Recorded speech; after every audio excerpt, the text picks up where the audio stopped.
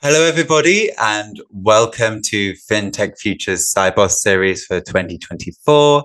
My name is Tyler Paith. I'm a reporter here at FinTech Futures, and today I'm very, very happy to be joined by Sergey Nazarov, the co-founder of Chainlink. Sergey, how are you today? Doing well. Good to be here. Thank you. Well, thank you very much for joining us. Before we get going, we have some very interesting questions ahead and a very interesting conversation ahead of us. But before we get on to that, why don't you give our viewers just a little bit of a flavor of who you are and what Chainlink is, please?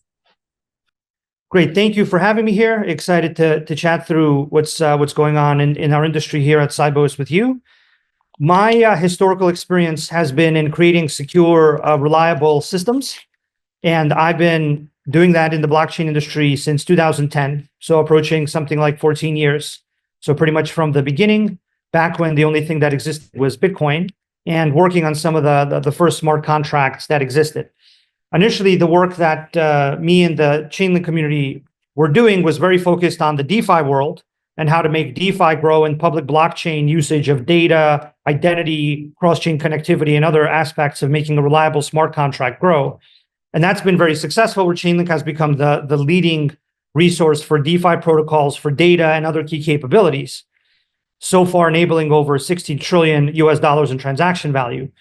But now what we're seeing over the last few years is that there's in mass adoption of the same technology that was used in DeFi for the private blockchain institutional digital asset world.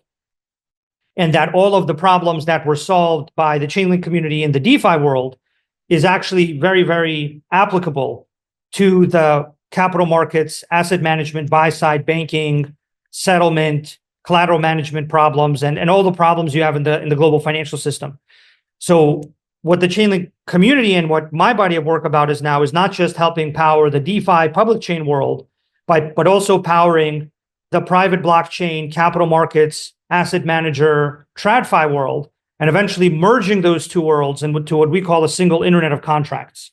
But historically, I've kind of been part of the blockchain, crypto, and what was initially called the Bitcoin industry from the very beginning. And so I've seen the evolution of certain concepts and ideas, and I think they've evolved in a logical direction that is actually able to provide a lot of value to the capital markets. And so that's why I'm here again at Sibos for the fourth or fifth time, talking to the community here and making sure that we know and understand all the big problems that they have that they need solved, that I think, and I have actually believed this from more or less the beginning of my time in the industry, that it will help reinvent the entire financial system in a better direction for both the existing participants, governments, end users, really everybody. And so it's just kind of a net benefit increase of value and quality to everybody in the system. Fantastic. Well, thank you for that introduction. Sibos is all about the latest technologies, the latest innovations, and of course, capital markets. So you'll be a really fantastic event for this year's. Sorry, I'm going to start that again. Thank you for that, Sergey. Yes, Sibos is all about the latest innovations in capital markets. So to have the co-founder of Chainlink in attendance is of high value this year in Beijing. We're seeing quite a lot of digital assets within the industry. Within my own work, at least, I can personally say that my coverage of digital assets has really ramped up within the last year alone. What can you tell us about what's driving the adoption of digital assets in capital markets? Sure. So there's two large trends. One trend is the asset management industry creating various tokenized funds. BlackRock and their BUIDL fund is a good example. Fidelity has made tokenized funds and uses Chainlink on production for some of their data needs there. But the tokenized fund category is kind of growing because the asset managers, the buy side, are now getting involved in earnest in the tokenization of various fund structures, which I think is only going to accelerate from here. Other than that, you have the usual real-world asset tokenization by various banks. That's the first category. It's basically tokenization, which is now being driven by the asset managers. The second thing is really more back office and middle office related. It's around the efficiency of collateral management It's around the efficiency of how transactions are settled and all the kind of large back office, back end gains that happen from that happening in a better way, basically. That is a more esoteric example. There's a few production live systems that are already doing that. Some of them for collateral management, some of them for other related transactions. And we in the Chainlink community operate in both of those worlds, both in the tokenization world, powering a lot of the tokens, and in the back office, middle office settlement world to help enable the more efficient settlement on various blockchains. It's a really fantastic innovation that we're seeing in capital markets at the moment. This element of tokenization and all of the benefits it's bringing to the buy side, as you've just mentioned.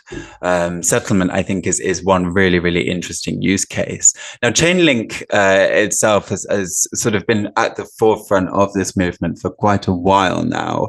You've been on my radar for a couple of years. What can you tell me about your work using AI, Swift, and Euroclear? What is that all about? One of the roles that Oracle Networks play, the technology that the Chainlink kind of system is based on and invented, is the ability to interface existing systems with blockchain smart contracts and events.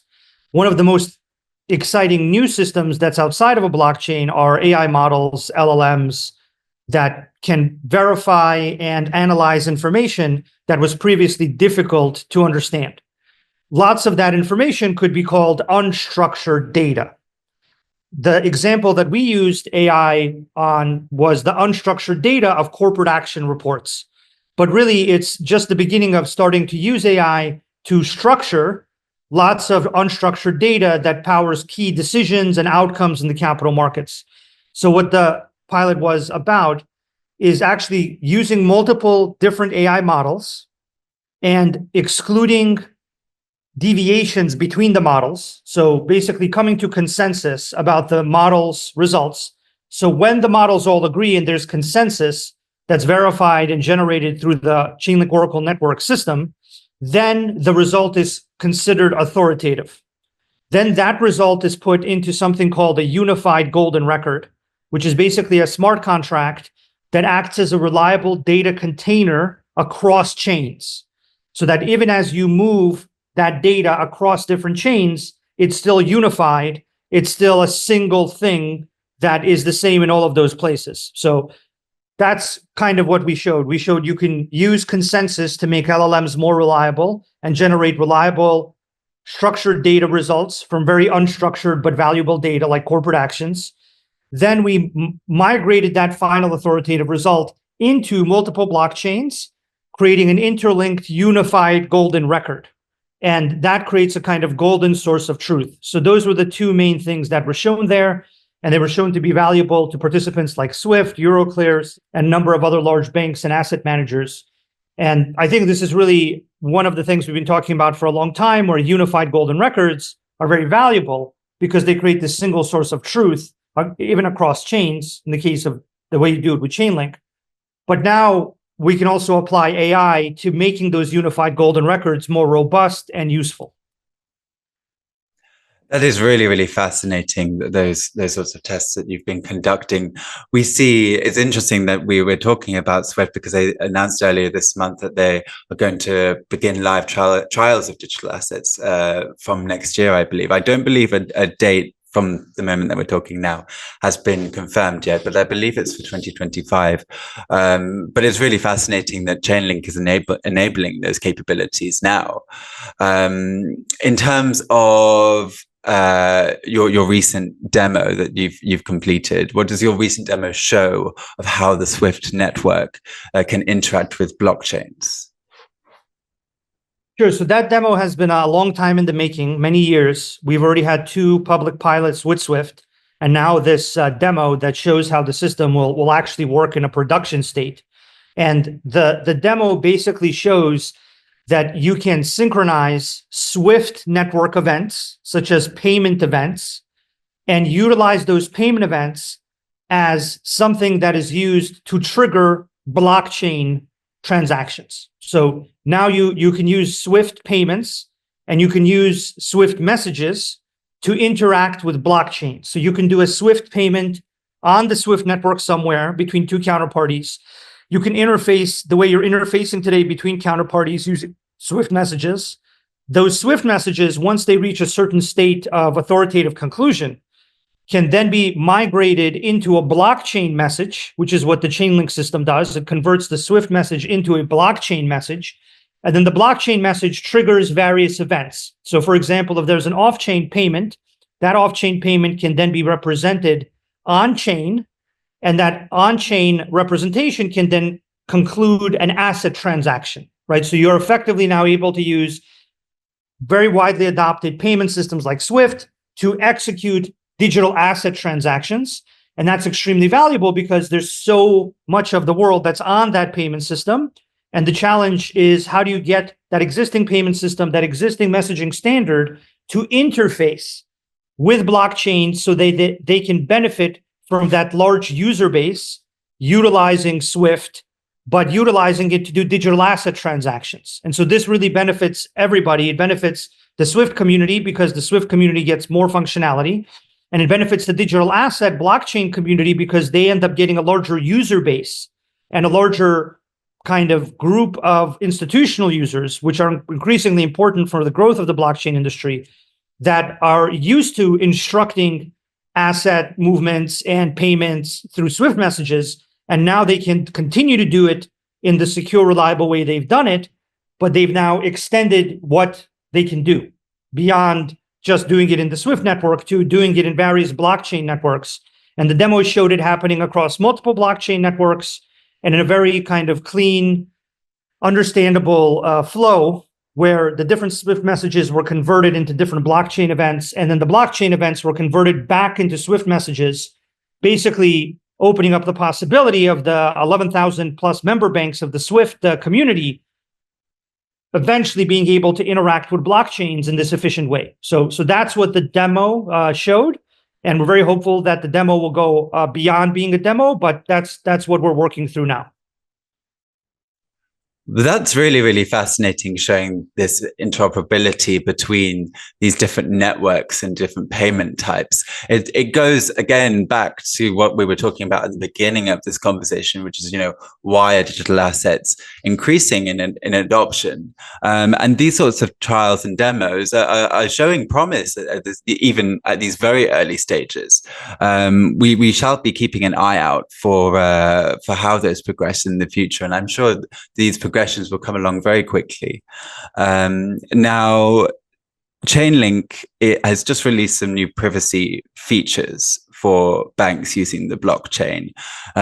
Privacy has always been of the highest concern for those in the financial industry. Can you maybe share a little bit more about how these privacy features work? And as well, just sort of like an add-on to that question, why do you think privacy is so important? Sure. So privacy is extremely important for compliance, and it's important for even the ability of counterparties to do transactions, because they don't want the rest of the world knowing what that transaction was about, who they're trading with, at what price, at what frequency. And privacy is just already a built-in basic feature of how the current financial system works. I don't think it's something that they can not have, because there's various legal requirements, risk requirements, and all kinds of requirements that assume that privacy exists for a transaction to happen. So it's a very fundamental property of how the financial world and how financial and institutional transactions work that isn't going away. What we have started releasing is a set of tools that allow institutions to create privacy on various blockchains. So Chainlink generally creates tools that allow blockchains to do more advanced computations, data-related events, connectivity between chains. The first set of tools that we've released is something called the Blockchain Privacy Manager. So the Blockchain Privacy Manager is able to control what information leaves a private chain before it reaches another private chain or a public chain. So it's an environment where the private chain owner can define all of the different categories of data that are allowed to leave their private chain environment and touch other environments like other private chains or public chains. And it's configurable, and it has different kind of conditions that you can set around, hey, this is the data that can move around with these types of transactions, and that's the data that can leave my own private chain with those types of transactions.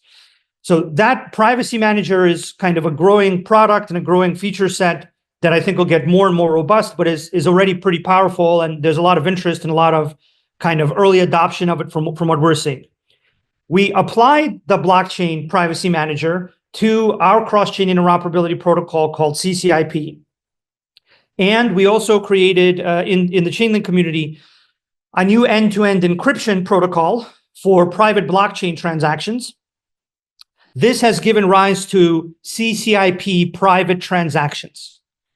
What that means is that you can now execute, for the first time, a private transaction between two private chains, such that the bridge or anybody trying to see the transaction, the connection itself, the Oracle network doing the connecting between the two chains doesn't have the ability to know what the transaction is about.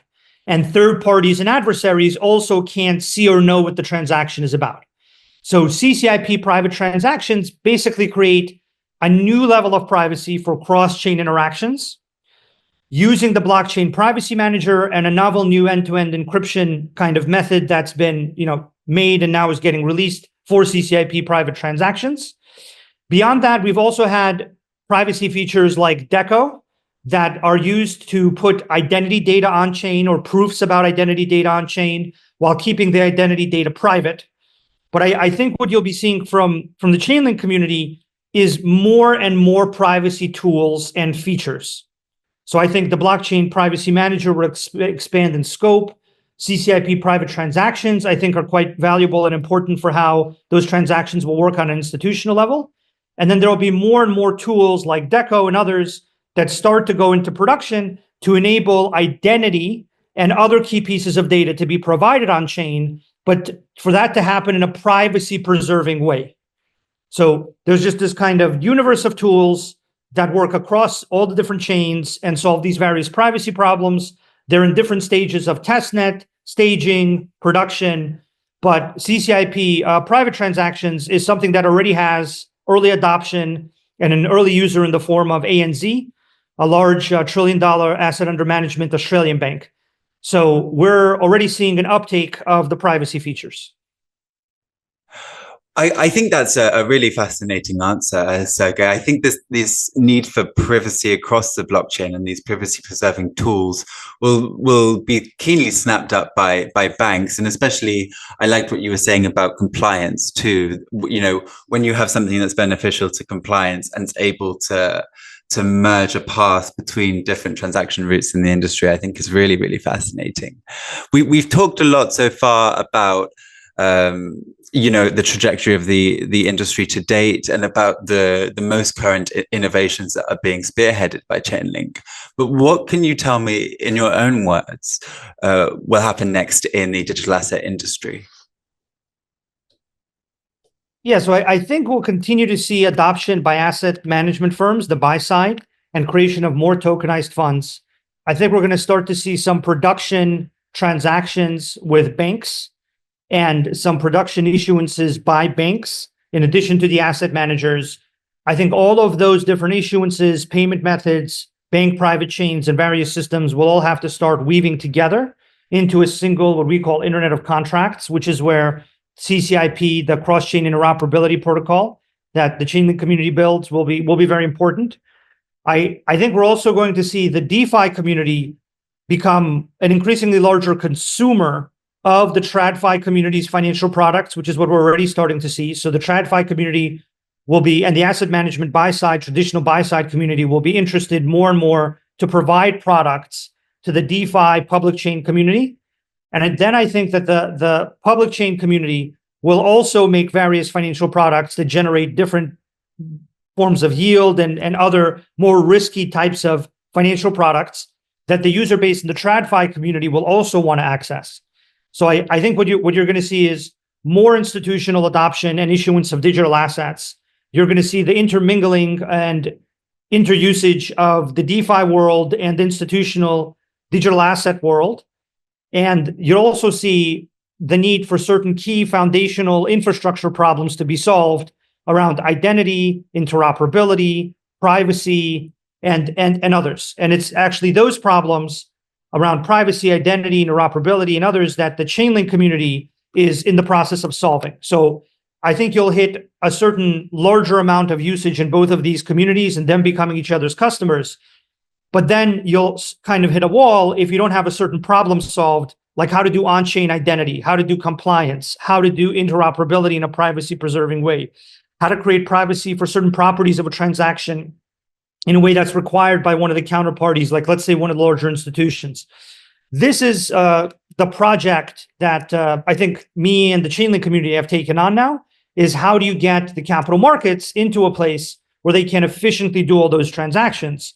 And then the final stage of that process that'll, I think, really get it to truly scale into wide adoption and mainstream adoption by institutions is that they can use existing systems and standards like Swift to do those transactions, interfaced with all those systems.